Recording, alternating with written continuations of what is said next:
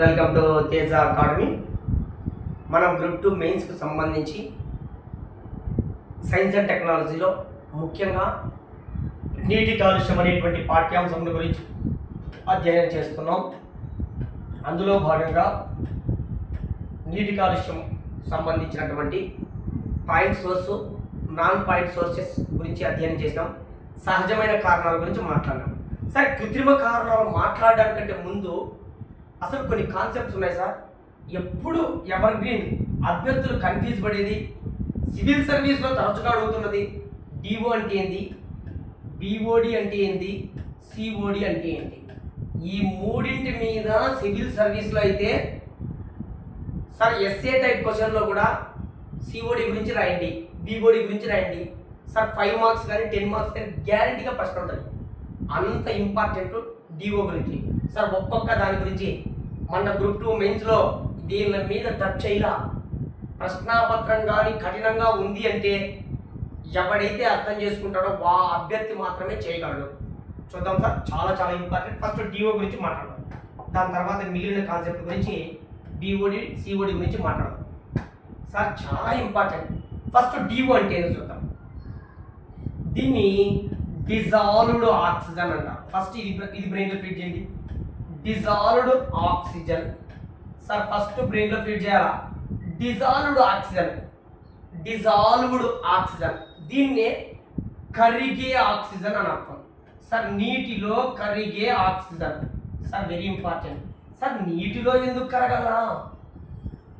నీటిలో మనం ఏ విధంగా భౌమ జీవులము, భూచర జీవులము సార్. మనం ఎట్లయితే ఈ భూమి మీద మనుగడ సాగిస్తున్నామో, మనుగడ సాగించాలంటే గాలిలో ఉన్నటువంటి ఆక్సిజన్ను మనం పీల్చుకోవాలా.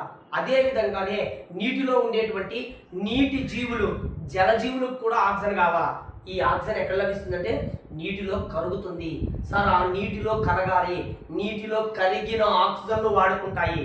ఆ విధంగా నీటిలో కరిగే ఆక్సిజన్ ఏమంటామంటే డిజాల్వ్ ఆక్సిజన్ అంటాం సార్. చాలా ఇంపార్టెంట్. ఇక్కడ కాన్సెప్ట్ అది కాదు సార్. నీటిలో కరిగే ఆక్సిజన్ సార్. వాటర్లో కరుగుతుంది ఆక్సిజన్, 100% కరుగుతుంది సార్. భూమి మీద 21% ఆక్సిజన్ ఉంటుంది. ఈ ఆక్సిజన్ నీటిలో నిరంతరము కరుగుతూ ఉంటుంది సార్. ఈ విధంగా కరిగితేనే నీటి జీవులకు ఖచ్చితంగా బ్రతకడానికి అవకాశం ఉంటుంది. Very very important. ఉదాహరణకు నీటిలో, సముద్రాలలో ఎన్నో ఆల్గేలు ఉంటాయి. ఎన్నో సార్ ఆల్గేలు అంటే శైవలాలు. ఇవి ఫోటోసింథసిస్ జరగడం వల్ల ఆక్సిజన్ వాయువు బయటికి రిలీజ్ చేస్తాయి. ఈ ఆక్సిజన్ వాయువు మళ్ళీ ఏం కావాలా? నీటిలో కరగాల. ఆ విధంగా కరిగితేనే నీటి జీవులకు ఆక్సిజన్ అందేది. మరి ఈ వాతావరణంలోకి చేరిన ఈ ఆక్సిజన్ నీటిలో కరగడాన్ని ఏమంటారంటే ఇట్లా సార్ డిఓ అంటారు సార్. డిఓ అంటే అర్థమైంది. మరి డిఓ డిజాల్వ్ ఆక్సిజన్ ఎంత ఉండాలి sir? Very very very important sir. మళ్ళీ చెప్తున్నా. ఫస్ట్ ఎంత ఉండాలి పక్కన పెడితే సార్, ఒక నీటిలో సార్, ఇది వాటర్ అనుకున్నాం. ఈ నీటిలో డిఓ బాగా కరిగింది అంటే సార్, డిఓ బాగా కరిగింది అంటే ఆ నీరు పొల్యూషన్గా లేదు, ఆ నీరు బ్రహ్మాండంగా ఉంది, ఆ నీరు జలజీవులకు అనుకూలం, ఆ నీరు తాగడానికి కూడా ఉపయోగం సార్. మళ్ళీ చెప్తున్నా సార్, డిఓ పెరిగింది అంటే బ్రెయిన్లో ఫీడ్ చేయాలి సార్. డిజాల్వ్ ఆక్సిజన్ పెరిగితే సార్, డిజాల్వ్ ఆక్సిజన్ పెరిగితే డిఓ పెరిగింది అంటే అర్థం ఏంటంటే నీళ్ళల్లో ఆక్సిజన్ కంటెంట్ సార్, నీళ్ళల్లో ఆక్సిజన్ పర్సెంటేజ్, నీటిలో ఆక్సిజన్ పర్సెంటేజ్ పెరిగింది. డిఓ పెరిగింది అంటే ఇంకొకసారి చెప్తున్నా సార్, వాటర్లో కింద ఉన్నటువంటి వాటర్లో ఈ గాలిలో ఉన్న ఆక్సిజన్ బాగా కరుగుతుంది. బాగా కరుగుతుంది అంటే ఆ నీరు సార్, ఇదే బ్రెయిన్లో ఫీడ్ చేయాలా. ఆ నీరు కాలుష్యం కాలేదు సార్. కొన్ని వందల సార్లు ఎగ్జామ్లో అడిగినాడు. నేను డిఓకు, బిఓడికి, సిఓడికి డిఫరెన్స్ చెప్తా. ఫస్ట్ మీరు బ్రెయిన్లో ఫీడ్ చేయండి. అంటే ఎప్పుడైతే నీరు స్వచ్ఛంగా ఉంటుందో సార్, ఎప్పుడైతే నీరు బాగా ఉంటుందో, ఎప్పుడైతే నీరు పొల్యూషన్ కాదో సార్, ఎప్పుడైతే నీరు స్వచ్ఛంగా ఉంటుందో, ఎప్పుడైతే నీరు శుభ్రంగా ఉంటుందో అప్పుడు సులభంగా డిఓ అనేది పెరుగుతుంది సార్. డిఓ పెరిగింది అంటే, డిజాల్వ్ ఆక్సిజన్ పెరిగింది అంటే సార్ ఇంకొకసారి చెప్తున్నా, డిఓ అంటే ఏంటో తెలుసా? డిజాల్వ్ ఆక్సిజన్ అంటే నీళ్ళలో కరిగే ఆక్సిజన్. నీటిలో ఆక్సిజన్ కరిగేది ఎక్కువైంది అనుకో, ఆ నీరు బ్రహ్మాండంగా ఉంది, ఆ నీరు తాగొచ్చు, ఆ నీరును వంటకు వాడుకోవచ్చు, ఆ నీటిను మన శరీరం మీద కూడా స్నానానికి వాడుకోవచ్చు. ఇంకొకసారి చెప్తాను సార్. సార్ వాటర్లో డిఓ పెరిగింది, వాటర్లో డిఓ పెరిగింది. డిఓ అంటే డిజాల్వ్డ్ ఆక్సిజన్, నీటిలో కరిగే ఆక్సిజన్. నీటిలో కరిగే ఆక్సిజన్ పెరిగింది అంటే అర్థం ఏంటంటే వాటర్ బ్రహ్మాండంగా ఉంది, వాటర్ పొల్యూషనే కాదా. సార్ ఇక్కడ రివర్స్ చూడండి, ఒక నీటిలో డిజాల్వ్ ఆక్సిజన్ సరిగ్గా కరగల.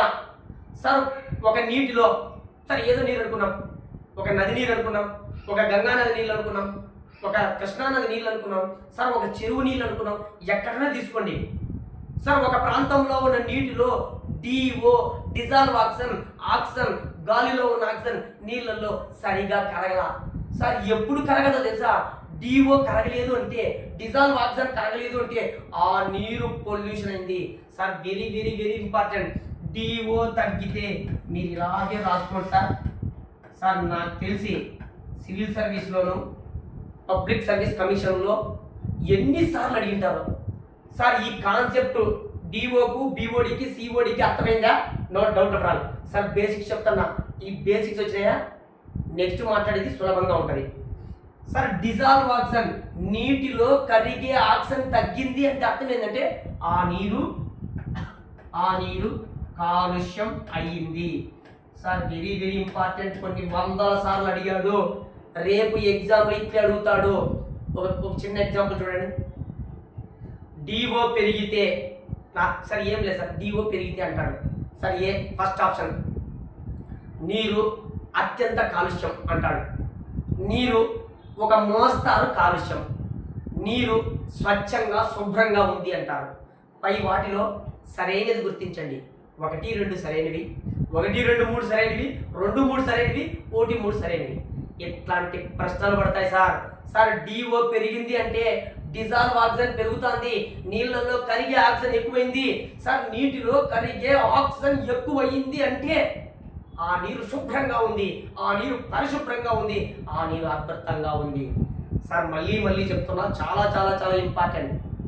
డిజాల్వ్ ఆక్సిజన్, నీళ్ళల్లో కరిగే ఆక్సిజన్ పెరుగుతుంది అంటే ఆ నీరు బ్రహ్మాండంగా ఉంది, ఆ నీరు తాగొచ్చు, ఆ నీరు శుభ్రంగా ఉంది. డిజాల్వ్ ఆక్సిజన్ తగ్గుతుంది సార్, ఆ నీటిలో డిఓ తగ్గుతుంది, ఆ నీటిలో డిజాల్వ్ ఆక్సిజన్ సరిగా కరగలేదు, డిఓ శాతం తగ్గుతుంది అంటే ఆ నీరు కాలుష్యమైంది. సార్ మళ్ళీ చెప్తున్నా, వెరీ వెరీ ఇంపార్టెంట్. ఎప్పుడైనా గుర్తుపెట్టుకోండి, నీళ్ళల్లో పోషకాల శాతం ఎక్కువ ఉండకూడదు. మాట్లాడదాం సార్, మీరు ఫస్ట్ ఇది బ్రెయిన్ ఫిట్ ఏంటి, వేడి ఎక్కువ ఉండకూడదు సార్. ఎక్కువగా వేడి నీళ్ళు ఉన్నాయనుకో డిఓ తగ్గుతుంది సార్. దాని గురించి డీటెయిల్గా మళ్ళీ అర్ధగంట క్లాస్ ఉంటుంది సార్. జస్ట్ వినండి. నీటిలోకి వేడి పెరుగుతూ ఉంది, నీటిలోకి వేడి ఎక్కువైంది సార్. వేడి నీళ్ళు వచ్చి కలిసినాయి నీళ్ళలోకి, వేడి ఎక్కువైంది అంటే డిఓ తగ్గుతుంది సార్. నీటి కాలుష్యం అంటే ఏంది? సేంద్రియ పదార్థాలు, నిరేంద్రియ పదార్థాలు, జీవ పదార్థాలు, వేడి కూడా నీటి కాలుష్యమే కదా. ఇట్లా వేడి పెరిగిందంటే డిఓ ఏమవుతుంది? తగ్గుతుంది సార్. వేడి పెరిగినా డిఓ తగ్గుతుంది సార్.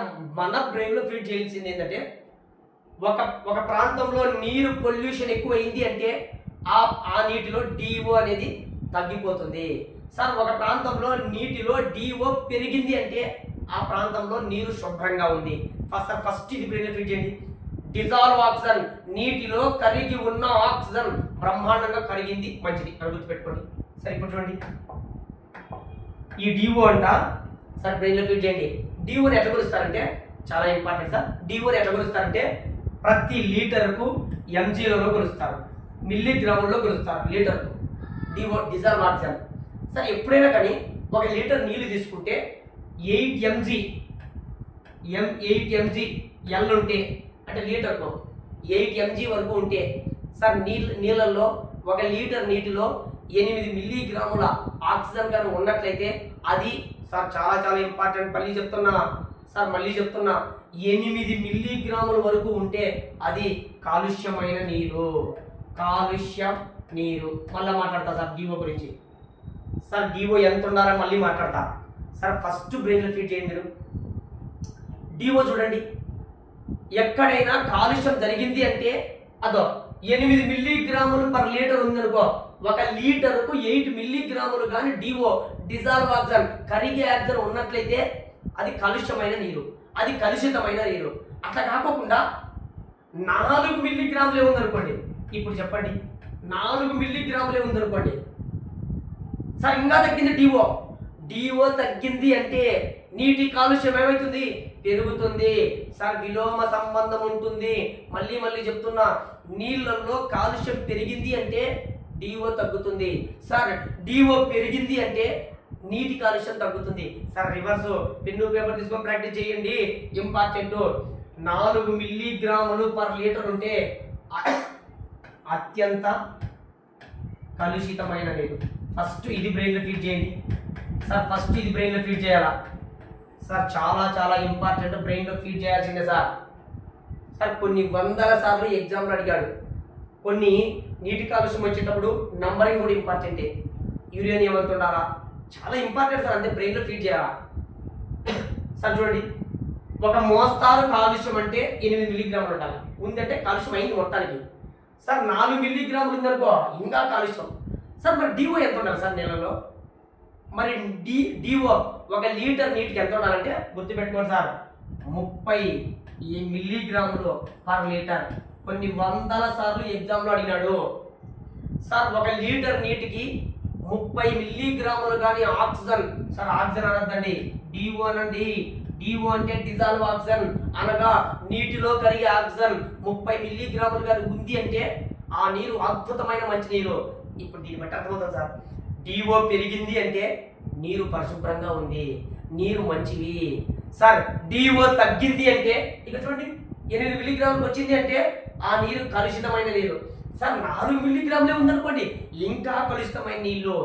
కొన్ని వందల సార్లు ఎగ్జామ్లో హాల్లో అడిగాడు.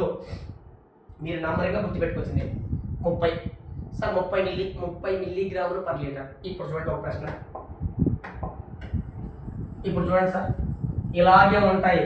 రేపు ఎగ్జామ్ హాల్లో ఇలాగే ప్రశ్నలు ఉంటాయి. మనము పై నేర్చుకొని పోయే కాలాలు పోయినాయి సార్. సబ్జెక్ట్ అర్థం చేసుకుంటే కనీసం మనం 10 బిట్లు మిగిలిన వాళ్ళతో పోలిస్తే ఎక్కువ చేసే అవకాశం ఉంటుంది. ఇప్పుడు చూడండి, నేను స్టేట్మెంట్ ఇస్తున్నాను సార్. చూడండి ఎట్లుంటాయో. డిఓ తగ్గితే నీటి కాలుష్యం తగ్గినట్లు సార్. రెండో స్టేట్మెంట్, డిఓ పెరిగితే నీటి కాలుష్యం పెరిగినట్లు సార్. 3, డిఓ తగ్గితే నీటి కాలుష్యం పెరిగినట్లు. ఇక్కడ చూడండి సార్, 3 స్టేట్మెంట్ ఉన్నాయి. ఇక్కడ చూడండి, డిఓ తగ్గింది అంటే డిజాల్వ్ ఆక్సిజన్ తగ్గింది అంటే అర్థం ఏంది? డిజాల్వ్ ఆక్సిజన్ తగ్గింది అంటే నీటి కాలుష్యం ఏమవుతుంది? తగ్గుతుందా? నీటి కాలుష్యం తగ్గినట్ల అంటే కాలుష్యమే లేదు అని అర్థమట. కాబట్టి ఈ స్టేట్మెంట్ రాంగ్ సార్. ఈ స్టేట్మెంట్ రాంగు. నీటి కాలుష్యం తగ్గినట్లు అంటే నీటి కాలుష్యం తగ్గుతుందా? ఎక్కడ? డిజాల్వ్ ఆక్సిజన్ తగ్గింది అంటే అర్థమైంది నీటి కాలుష్యం పెరిగినట్లు అర్థము సార్. వాటర్ పొల్యూషన్ ఎక్కువైతేనే కదా డిఓ తగ్గేది. డిఓ ఎప్పుడు తగ్గుతుంది? వాటర్ పొల్యూషన్ పెరిగినప్పుడు. వాడు రివర్స్ ఇచ్చాడు సార్. నీటి కాలుష్యం తగ్గింది అంటే డిఓ పెరగల. రాంగ్ స్టేట్మెంట్ ఇది. ఇంకోటి చూడండి, డిఓ పెరిగితే నీటి కాలుష్యం పెరిగినట్ల సార్. డిఓ పెరిగింది అంటే నీటి కాలుష్యం పెరుగుతుందా? కాదు సార్, నీరు బాగా పరిశుభ్రంగా ఉన్నట్లు లెక్క. డిజాల్వ్ ఆక్సిజన్ పెరిగింది సార్. వాటర్లో డిఓ పెరుగుతుంది. వాటర్లో డిఓ పెరిగింది సార్. వాటర్లో డిజాల్వ్ ఆక్సిజన్ పెరిగింది అంటే నీరు పరిశుభ్రంగా ఉంది, నీళ్లు మంచివి. కానీ వాడేమంటాడు? నీటి కాలుష్యం పెరిగినట్ల. చూడండి సార్, ఇట్లా స్టేట్మెంట్లు పన్నాయి అంటే నాకు తెలిసి ఎగ్జామ్ హాల్లోనే 90% తప్పు పెట్టే అవకాశం ఉంది. పెన్ను పేపర్ తీసుకొని ప్రాక్టీస్ చేయండి. ఇక్కడ చూడండి సార్, డిఓ తగ్గితే సార్, డిజాల్వ్ ఆక్సిజన్ తగ్గితే నీటి కాలుష్యం పెరిగినట్ల. సార్ ఇక్కడ చూడండి డిఓ తగ్గింది సార్, డిజాల్వ్ ఆక్సిజన్ తగ్గింది, వాటర్లో నీళ్ళల్లో కరిగే శాతం, వాటర్లో నీటిలో ఆక్సిజన్ కరిగే శాతం తగ్గితే నీటి కాలుష్యం పెరిగినట్లు. ఈ 3 స్టేట్మెంట్లో ఏది సరి అయిందంటే మూడోది మాత్రమే సరి అయింది. రేపు ఎగ్జామ్ వాళ్ళు ఏమడుగుతా అంటే క్రింది వాటిలో సరైనది ఏది అని ఇచ్చి 1, 2, 3 సరైనవి, బి 2, 3 సరైనవి, సి 1 మరియు 3 సరైనది, డి 3 మాత్రమే సరైనది. సార్ ఈ స్టేట్మెంట్ చేయాలంటే నువ్వేం చేయాలంటే చూడండి, డిఓ తగ్గింది అంటే డిజాల్వ్ ఆక్సిజన్ కరిగేది తగ్గింది అంటే పొల్యూషన్ పెరిగినట్లు. నువ్వేం చేయాలంటే ఇక్కడ సార్ ఇలాగా ఒకటి ఇవన్నీ నాకు అర్థం కాలేదన్నా, ఇదో డిఓకు నీటి కాలుష్యానికి విలోమ సంబంధం ఉండును. ఇంకంతే సార్, ఇంకంతే, ఏమి నేర్చుకోవద్దు నువ్వు. ఈ స్టేట్మెంటు ఇలాగ రాసుకొని పెన్ను పేపర్ తీసుకొని మీరు పుస్తకాల్లో ఇలాగా అండర్లైన్ చేసి పెట్టుకోండి. డిఓకు నీటి కాలుష్యానికి విలోమ సంబంధం ఉండును అంటే ఒకటి పెరిగితే ఒకటి తగ్గుతుంది. సార్ ఇక్కడ చూడండి, డిఓ పెరిగింది సార్, డిఓ పెరిగింది అంటే నీరు కాలుష్యం లేదు లేదా తగ్గింది అని అర్థం. సార్ డిఓ తగ్గింది అంటే సార్ డిజాల్వ్ ఆక్సిజన్ తగ్గిపోయింది అంటే వాటర్ పొల్యూషన్, నీటి కాలుష్యం పెరిగింది అని అర్థం. అది మీరు ఎలాగ నేర్చుకుంటారో తెలదో, ఎలాగైనా నేర్చుకోండి. 100% బిట్లు ఇట్లాంటి మీదే ఉంటాయి. సార్ మొన్న ఈజీగా అడిగాడు, నేను మళ్ళీ చెప్తున్నా, మీరు 2025 గ్రూప్ 2 మెయిన్స్ జరిగినటువంటి ప్రశ్నాపత్రాన్ని ఎవ్వరూ ప్రామాణికంగా తీసుకోవద్దండి. రేపు భవిష్యత్తులో జరిగేటువంటి ఎగ్జామ్స్ అన్నీ కూడా చాలా చాలా కాంప్లికేటెడ్గానే ఉంటాయి. సార్ ఇట్లాంటి ప్రశ్నలు 10 చేస్తే చాలు సార్ మనకు ఉద్యోగము. సార్ ఎక్కువ భాగము సివిల్స్ రేంజ్లో చదివిన పిల్లలకు మాత్రమే ఏపీఎస్సిలో జాబ్స్ వచ్చాయి. మీరు కాదు చెక్ చేసుకోండి. ఎనీ కాంపిటీషన్ ఎగ్జామ్ 5 సంవత్సరాల నుంచి సివిల్స్ దాదాపుగా ఒక 7-8 సంవత్సరాల పాటు యుద్ధం చేసిన వాళ్ళు మాత్రమే ఇక్కడ సక్సెస్ అవుతున్నారు. సాధారణమైన తెలుగు మీడియం విద్యార్థులు సక్సెస్ కాలేకపోతున్నారు. కారణాలు అంటే కాలేదంటే నేను ప్యూర్ కాలేదని చెప్పను, ఎక్కువ భాగం సివిల్స్ పిల్లలే ఉన్నారు. కారణం ఏంటంటే వాళ్ళు సబ్జెక్ట్ను ఎలాబరేటెడ్గా నేర్చుకుంటున్నారు, సబ్జెక్ట్ను సులభంగా అర్థమయ్యే విధంగా నేర్చుకుంటున్నారు. కాబట్టి వాళ్ళ ప్రశ్నాపత్రం ఏ రూపంలో ఇచ్చినా చేయగలుగుతున్నారు. సరే తెలుగు మీడియం విద్యార్థులు సర్టన్ సోర్సెస్ లేకపోవడము, ప్రశ్నాపత్రాలు తీరు మారడం, దీన్ని గమనించలేక తెలుగు మీడియం విద్యార్థులు వెనకబడి ఉన్నారు. దయచేసి చెప్తున్నా, తెలుగు మీడియం విద్యార్థులు కూడా ఆందోళన చెందాల్సిన అవసరం లే. ఇంగ్లీష్ మీడియం పుస్తకాల్లో ఏం మ్యాటర్ ఉందో దాన్ని మీకు తెలుగులోకి పీడిఎఫ్ రూపంలో చెప్తున్నా కదా, పీడిఎఫ్ రూపంలో మీకు ఇస్తాను. 100% ఈ పాఠ్యాంశం అయిన తర్వాత తెలుగులోకి పీడిఎఫ్ రూపంలో ఉంటుంది, దాన్నే ప్రాక్టీస్ చేయండి. సార్ ఎవర్ గ్రీన్గా 2 రకాల ఇన్స్టిట్యూట్కి సంబంధించి సార్ సివిల్ సర్వీస్ క్వశ్చన్ పేపర్లు టీఎంఎఫ్ ఐఏఎస్ అకాడమీ వాళ్ళది, ఢిల్లీలో వాసిరామ్ ఇన్స్టిట్యూట్ వాళ్ళకి సంబంధించిన మెటీరియల్ దాన్ని తెలుగులో పీడిఎఫ్ తయారు చేసి ఆ మెటీరియల్లో ఏమైతే ఇన్ఫర్మేషన్ ఉందో దానికి ఇంకా మనం సులభంగా యాడ్ చేసి మీకు పీడిఎఫ్ రూపంలో అందిస్తాను. ఈ పాఠ్యాంశం అయిపోయి ప్రతి పాఠ్యాంశం అయితేనే మీకు పీడిఎఫ్ ఇచ్చేస్తా. సార్ మళ్ళీ మొత్తం ఆ యూపీఎస్సీ లెవెల్లో ఏమేమి ప్రశ్నలు అడిగాడు కూడా దాన్ని మీకు యాప్లోనే ప్రొవైడ్ చేస్తాను. ప్రాక్టీస్ చేయండి. రేపు ఏ రూపంలో ప్రశ్నపత్రం ఇచ్చినా ఈజీగా ఉంటుంది. ఫస్ట్ సబ్జెక్ట్ వినండి, తర్వాత మీరు ప్రాక్టీస్ చేయండి, ఈజీగా నేర్చుకోవచ్చు. ఇది డిజాల్వ్ ఆక్సిజన్ 1-2 సార్లు జాగ్రత్తగా ట్రేస్ అవుట్ చేసుకోండి. సరే నెక్స్ట్ ఇప్పుడు బీఓడి సార్ ఏంటి చూద్దాం. సింపుల్ కాన్సెప్టే, అర్థమైతే చాలు. సార్ బీఓడి అంటే ఏంటంటే biological oxygen demand. Sir biological oxygen demand first ఇది బ్రెయిన్లో ఫిట్ చేయండి. తెలుగు మీడియం విద్యార్థులు ఎవరైనా సరే ఇంగ్లీష్ సార్ సివిల్ సర్వీస్ అంటే గొప్పగా ఊహించుకోవద్దండి, అదేమో కఠినమేమో, అవేమో మనలాంటి వాళ్ళకు అందరి ద్రాక్షేమో అనుకోవద్దండి. ఏం లేదు, హ్యాపీగా నేర్చుకోవచ్చు, దాని గురించి ఆందోళన అవసరం లేదు. Sir first biological oxygen demand. Sir ఏంటి బయోలాజికల్ ఆక్సిజన్ డిమాండ్? ఎక్కడైనా సరే బయోలాజికల్ అనే ఇండికేట్ కనపడింది అనుకో, బయో అంటే జీవము, సార్ జీవులు. సార్ ఇక్కడ మన సైన్స్ అండ్ టెక్నాలజీలో, మన ఎన్విరాన్మెంటల్ సైన్స్లో బయో అనే పదం కనపడిందంటే మీ బ్రెయిన్లో సూక్ష్మజీవులు అని గుర్తుపెట్టుకోండి, ఇంకా నో డౌట్. సార్ ఎన్విరాన్మెంటల్ సైన్స్లో ఎక్కడైనా బయో అనే పదం కనపడింది అంటే సూక్ష్మజీవులు అని గుర్తుపెట్టుకోండి. సార్ బయో అంటే చాలా వస్తాయి, మనకు ఇక్కడ బయో అంటే సూక్ష్మజీవులే. ఆక్సిజన్ తెలుసు, నీటిలో ఉంటుందంట ఆక్సిజన్, ఆ ఆక్సిజనే. సార్ డిమాండ్ అంటే తెలుసు సార్, ఒక వస్తువుకు ఎప్పుడు డిమాండ్ పెరుగుతుంది సార్? ఏం లే, ఒక వస్తువు ఉంది సార్, ఒకటే ఉంది, 10 మంది పోటీ పడుతున్నాం సార్. ఏం లే, ఒక ప్రాంతంలో ఒక రైస్ బస్తా ఉంది సార్, ఒక రైస్ బస్తా బియ్యం బస్తా ఒక్కటే ఉంది సార్. మనం 10 మంది కావాలని కోరుకుంటున్నాం, ఒక రైతు దగ్గర ఉంది. 10 మంది పోయి రైతు దగ్గర అడిగితే ఏం చేస్తాడు? రైతు ఏం చేస్తాడు? ఒక్కొక్కరికి ఒక రేట్ చెప్తాడు, ధర చెప్తాడు. డిమాండ్ పెరగడం వల్ల సార్, ఎక్కువ మంది అడగడం వల్ల ఆ రైతు ఏం చేస్తాడంటే డిమాండ్ వచ్చింది. ముఖ్యంగా వరి బస్తాకు, రైస్కు డిమాండ్ వచ్చింది కాబట్టి ధర పెరుగుతుంది సార్. అది బ్రెయిన్లో ఫిట్ ఎకనామిక్స్లో. ఇక్కడ చూడండి సార్, చాలా చాలా important. First biological oxygen demand అంటే ఏమి లేదు సార్. ఇలాగే నేను ఎట్లా చెప్తాను అట్లే రాసుకోవాలి మీరు. నేను తెలుగులో రాస్తున్నా, ఫస్ట్ ఇది రాసేసి అర్థం చెప్తాను. కర్బన పదార్థాలను సూక్ష్మజీవులు నీటిలోకి కలపడానికి అవసరమైన ఆక్సిజన్ను పిఓడి అంటారు సార్. ఇంతే, ఏంటో చెప్తా సార్, ఎక్స్ప్లెయిన్ చేస్తా సార్. కొన్ని వందల సార్లు ఎగ్జామ్ హాల్లో అడిగాడు బయోలాజికల్ ఆక్సిజన్ డిమాండ్ అంటే సార్, ఎన్నోసార్లు అడిగాడు సార్. ఇంకంతే సార్. బయో అంటే ఏంటి?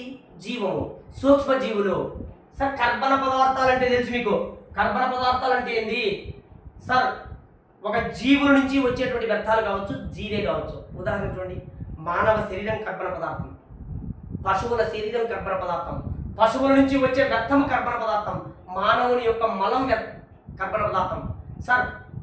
నీటిలోకి వచ్చినటువంటి పత్రాలు కర్బన పదార్థం, నీటిలోకి వచ్చిన కొమ్మలు కర్బన పదార్థం, నీటిలోకి వచ్చిన చెట్టు మొత్తం కర్బన పదార్థం. ఇట్లాంటి కర్బన పదార్థాలను సూక్ష్మజీవులు ఏం చేస్తాయంట? నీటిలోకి కలిపేస్తాయంట సార్. డీకంపోజర్స్. ఇంకా చెప్పాలంటే విచ్ఛిన్నకారులు, ఇంకా చెప్పాలంటే సూక్ష్మ వినియోగదారులు. దానిల గురించి క్షుణ్ణంగా మనము థర్డ్ చాప్టర్లో మాట్లాడదాం. జస్ట్ ఇక్కడే వాట్ ఈజ్ వాట్ సార్. ఏమి లే, ఈ భూమి మీద ఇద్దరున్నారు సార్ సూక్ష్మజీవులు అంటే. ఇద్దరినే గుర్తుపెట్టుకోండి, ఒకరి పేరు బ్యాక్టీరియా, రెండో వాడి పేరు శిలీంధ్రాలు సార్. వీళ్ళని ఫంగి అని కూడా అంటారు, శిలీంధ్రాలు. వీళ్ళిద్దరూ కర్బన పదార్థాలను నేలలోకి కలిపేసే గుణాన్ని కలిగి ఉంటారు సార్. వీళ్ళ సహజ లక్షణం అది. అన్ని బ్యాక్టీరియా కాదు, కొన్ని బ్యాక్టీరియాలు, అన్ని శిలీంధ్రాలు కాదు, కొన్ని శిలీంధ్రాలు. ఈ బ్యాక్టీరియాలు, శిలీంధ్రాలు కర్బన పదార్థాలను నేలలోకి కలిపేస్తాయి. అయితే కలిపేయాలంటే 100% వీళ్ళకి ఏం కావాలంటే ఆక్సిజన్ కావాలి సార్. వీళ్ళిద్దరికి ఎవడు కావాలి తెలుసా? ఆక్సిజన్ కావాలా. ఈ ఆక్సిజన్ పీల్చుకోవడం ఓ పక్క పీల్చుకుంటారు, ఓ పక్క దాన్ని ఏం చేస్తారు? చిన్న చిన్న భాగాలుగా విడగొడుతుంటారు సార్. చాలా చాలా ఇంపార్టెంట్. ఫస్ట్ ఇది బ్రెయిన్లో ఫిట్ చేయండి. ఇప్పుడు చూద్దాం సార్. ఇప్పుడు కర్బన పదార్థాలు సూక్ష్మజీవులు నీటిలోకి కలపడానికి అవసరమైన ఆక్సిజన్ బిఓడి అంటారు. ఇది వాటర్ సార్, ఇది వాటర్. ఈ వాటర్లోకి ఆర్గానిక్ మ్యాటర్ వచ్చి చేరింది. ఆర్గానిక్ మ్యాటర్ అంటే ఏంది? మానవుని యొక్క మలం కావచ్చు, చెట్లు యొక్క పత్రాలు కావచ్చు, వృక్షాల యొక్క కొమ్మలు కావచ్చు, వృక్షాల యొక్క వేర్లు కావచ్చు, మొత్తం వృక్షమే కావచ్చు సార్. ఏదైనా ఒక జంతువు కావచ్చు సార్, ఏదైనా పశువుల పేడ కావచ్చు, మొత్తం ఈ ఆర్గానిక్ మ్యాటర్. ఇదంతా ఆర్గానిక్ మ్యాటర్ అనుకున్నాం. ఈ ఆర్గానిక్ మ్యాటర్ సార్, మళ్ళీ చెప్తున్నా, వాటర్లో ఆర్గానిక్ మ్యాటర్ పెరిగింది అంటే సార్, వాటర్లో ఆర్గానిక్ మ్యాటర్ పెరిగింది అంటే, నీటిలో ఆర్గానిక్ పదార్థం పెరిగింది అంటే, నీటిలో కర్బన పదార్థం పెరిగింది అంటే, నీటిలో సేంద్రియ పదార్థం పెరిగిందంటే, కర్బన పదార్థం అన్నా, సేంద్రియ పదార్థం అన్నా, ఆర్గానిక్ మ్యాటర్ అన్నా అంతా ఒకటే. ఈ కర్బన పదార్థం, ఈ సేంద్రియ పదార్థం, ఈ ఆర్గానిక్ మ్యాటర్ పెరిగింది అంటే డిఓ తగ్గుతుంది. బ్రెయిన్లో ఫీడ్ చేయాలా సార్? నేను ఇదే టాపిక్లో ప్రారంభంలో చెప్పిన నీళ్ళల్లో కర్బన పదార్థాలు కానీ నీళ్ళల్లో అకర్బన పదార్థాలు కానీ నీళ్ళల్లో వేడి కానీ చేరింది అంటే డిఓ తగ్గుతుంది. డిఓ తగ్గింది అంటే డిజాల్వ్ ఆక్సిజన్ శాతం తగ్గిపోతుంది. సార్ గాలిలో ఉన్న ఆక్సిజన్ కరిగే శాతం తగ్గుతుంది. ఫస్ట్ ఇది బ్రెయిన్ ఫిట్ చేయండి. ఇప్పుడు ఈ కర్బన పదార్థాలు పెరిగినాయి అంటే సూక్ష్మ జీవుల సంఖ్య పెరుగుతుంది. సార్ సంఖ్య పెరుగును.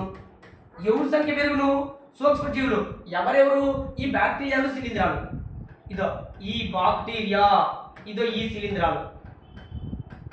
సార్ వీళ్ళిద్దరి సంఖ్య నెలలో ఏమవుతుంది? పెరిగిపోతారు, విపరీతంగా పెరుగుతారు. వీళ్ళు ఎందుకు పెరుగుతారు తెలుసా? వీళ్ళను కర్బన పదార్థాలను, నేను మళ్ళీ మాట్లాడుతున్నా, ఇనార్గానిక్ మ్యాటర్ కాదు, అకర్బన పదార్థాలు కాదు. ఫస్ట్ ఇది బ్రెయిన్లో ఫిట్ చేయండి. కర్బన పదార్థాలు పెరిగినాయి అంటే ఆ కర్బన పదార్థాలను చిన్న చిన్న ముక్కలుగా, ఆ కర్బన పదార్థాలను చిన్న చిన్న భాగాలుగా విడగొట్టి నీటిలో కలపల్లా. కలిపే వాళ్ళు ఎవరంటే ఇదో సూక్ష్మజీవులు. కలపల్లంటే ఖచ్చితంగా కలుపుతాయి. సార్ అది నువ్వు కలపాల్సిన అవసరం లేదు, నేను కలపాల్సిన అవసరం లేదు. సహజంగా బాక్టీరియాలు పెరిగిపోతాయి. ఆ పెరిగినప్పుడు ఆ కర్బన పదార్థాలు చిన్న చిన్నగా ముక్కలుగా విడగొట్టాలంటే ఖచ్చితంగా దానికి నీటిలో కరిగి ఉన్న ఆక్సిజన్ కావాలా. సార్ ఈ కర్బన పదార్థాలు పెరిగినాయి అంటే దాన్ని చిన్న చిన్న ముక్కలుగా విడగొట్టాలంటే ఇప్పుడు ఈ సూక్ష్మజీవులు ఏం చేస్తాయి? ముందే డిఓ తగ్గింది, ముందే డిజాల్వ్ ఆక్సిజన్ పూర్తిగా తగ్గిపోయింది.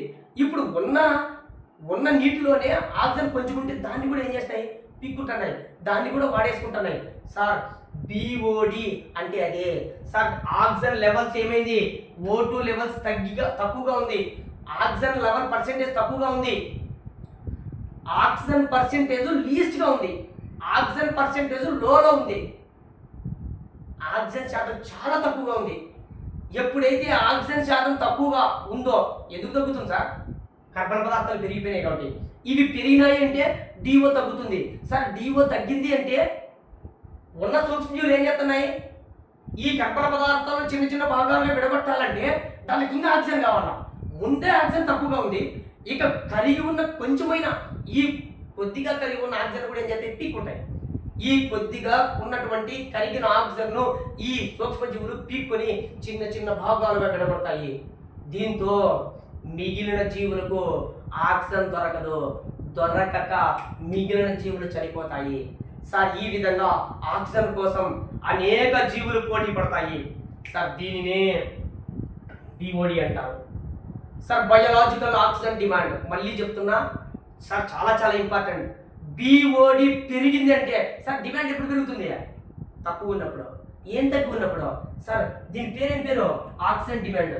సార్ మళ్ళీ చెప్తున్నా సార్, రైస్ డిమాండ్ ఎప్పుడు పెరిగింది? రైస్ బస్తా ఒకటే ఉన్నప్పుడు. రైస్ డిమాండ్ ఎప్పుడు పెరిగింది? ఒకటే బస్తా ఉన్నప్పుడు. ఆక్సిజన్ డిమాండ్ ఎప్పుడు ఏర్పడింది? ఆక్సిజన్ తగ్గినప్పుడు.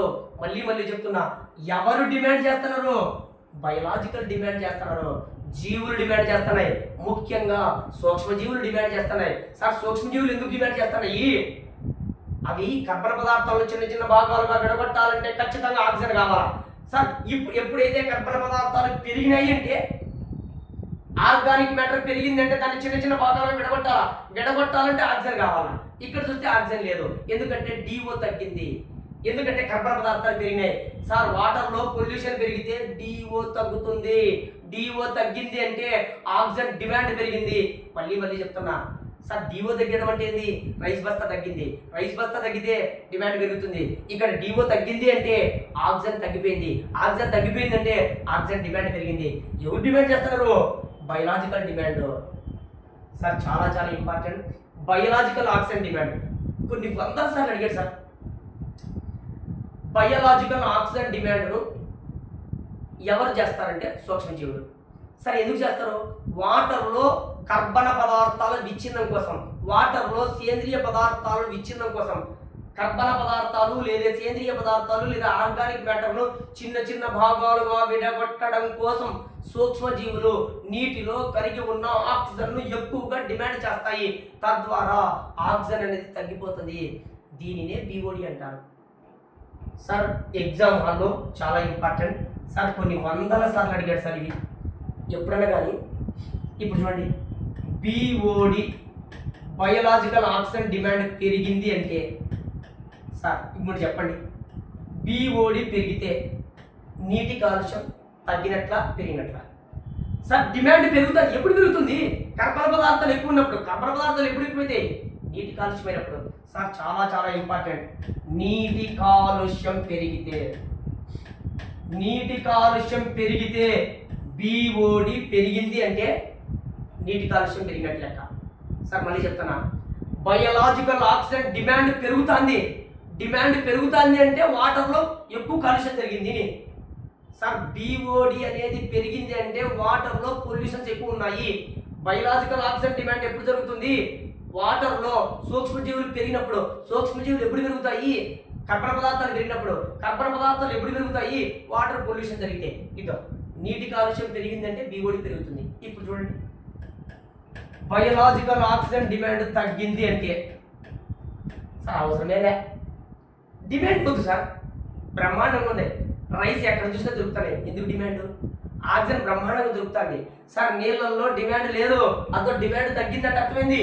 ఎవరి కోసం డిమాండ్ తగ్గింది? ఆక్సిజన్ డిమాండ్ లేదు. ఆక్సిజన్ డిమాండ్ ఎప్పుడు ఉండదు? కర్బన పదార్థాలు లేనప్పుడు. కర్బన పదార్థాలు ఎప్పుడు లేనప్పుడు? నీటి కాలుష్యం లేనప్పుడు. సార్ ప్యూర్ వాటర్, నీటి కాలుష్యం లేనప్పుడు. సార్ ఆ వాటరు అద్భుతంగా ఉన్నప్పుడు. ఇది రాసుకుంటేనే ఈ ఎగ్జామ్ హాల్లో గుర్తుకుండేది. ఇప్పుడు చూడండి సార్, బిఓడికి కాలుష్యానికి, సారీ నీటి కాలుష్యానికి, నీటి కాలుష్యానికి అనులోమ సంబంధం ఉండును. సరే ఇలా రాసుకోండి.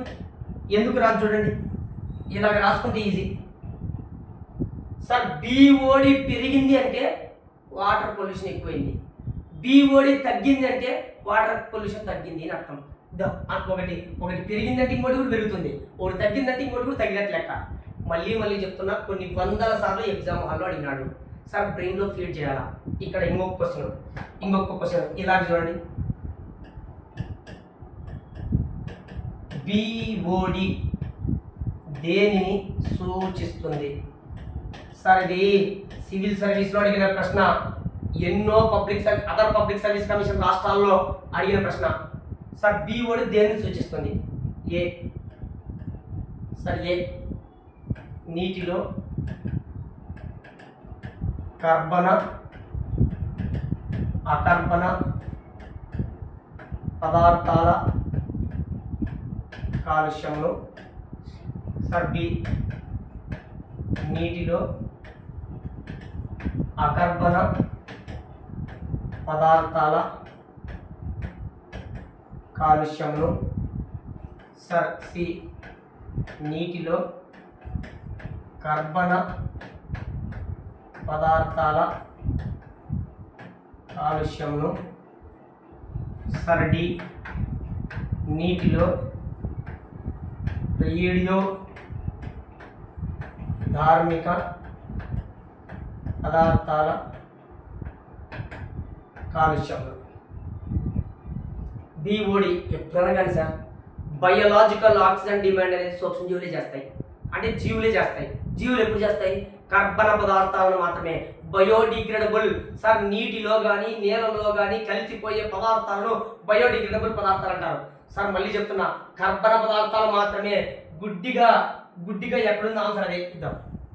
నీటిలో కర్బన పదార్థాల కాలుష్యాన్ని తెలియజేసేది ఏంటంటే బిఓడి.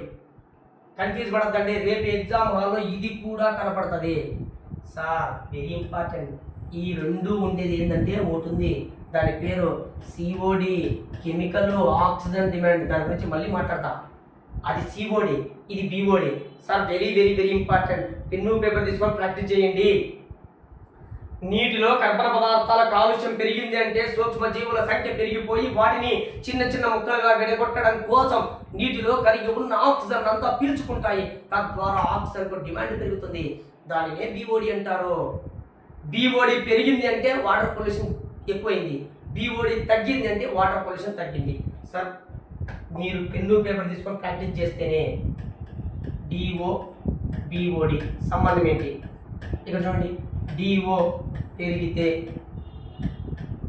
నీటి కాలుష్యం తగ్గును. సార్ పెన్ను పేపర్ తీసుకొని ప్రాక్టీస్ చేసుకోవాలి ఇవన్నీ. డిఓ తగ్గితే నీటి కాలుష్యం పెరుగును. బిఓడి పెరిగితే నీటి కాలుష్యం పెరుగును. సార్ ఇలాగే రాసుకోవాలా. బిఓడి తగ్గితే నీటి కాలుష్యం తగ్గును. ఈ తగ్గును పెరుగును బట్టి పట్టదండి. 1-2 సార్లు వినండి.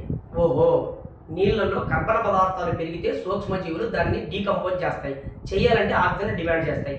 ఇట్లా కర్బన పదార్థాలు పెరిగితే నీళ్ళలో కలిగి ఉన్న ఆక్సిజన్ అంతా వాడేసుకుంటాయి, తద్వారా ఆక్సిజన్కు డిమాండ్ పెరుగుతుంది. దాన్ని బిఓడి.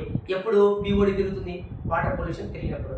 ఇక్కడ చూడండి, పెన్ను పేపర్ తీసుకొని అలా రాసుకోండి. సార్ వాటర్లో 1 నుంచి 2 మిల్లీగ్రాములు పర్ లీటర్ ఉందనుకో. Yeah sir BOD. చూడండి ఇప్పుడు చెప్పండి, బిఓడి ఇది చాలా తక్కువగా ఉంది సార్. సార్ బిఓడి అనేది చాలా తక్కువగా ఉంది కాబట్టి అది శుభ్రమైన నీరు. శుభ్రమైన నీరు చూడండి, శుభ్రమైన మంచి నీరు అది 1 to 2 మిల్లీగ్రామ్స్ పర్ లీటర్ ఉంటాయి. ఇక్కడ చూడండి 3 నుంచి 5 మిల్లీగ్రాములు పర్ లీటర్ ఉందనుకో, ఒక మోస్తారు నీరు. సార్ ఒక మోస్తారు కాలుష్యం అయిన నీరు.